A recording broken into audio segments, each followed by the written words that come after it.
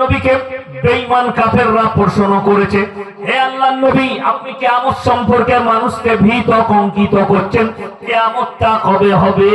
আমার আল্লাহ উত্তর দিলেন, হে আমার নবী শুনিয়ে দাও, ফাইদা বারিকাল বাসার, সেদিনে তোমাদের চোখগুলো স্থির হবে, ওয়া খাসাফাল কামার, যেদিনে চন্দ্র আলোহীন হবে, ওয়া জুমিয়াশ শামসু ওয়াল কামার, যেদিনে চন্দ্র আর সূর্যকে একটা রাস্তাতে টক্কর খাওয়ানো হবে।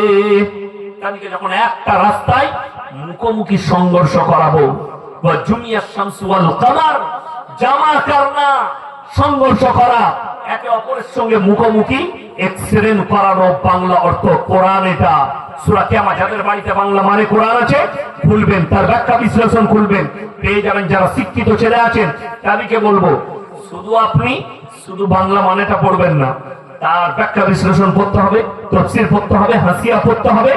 সব কিছু পড়লে তারপরে ক্লিয়ার হবে বিজ্ঞান কত বড় মিথ্যাচার করেছে কোরআনের বিরুদ্ধে।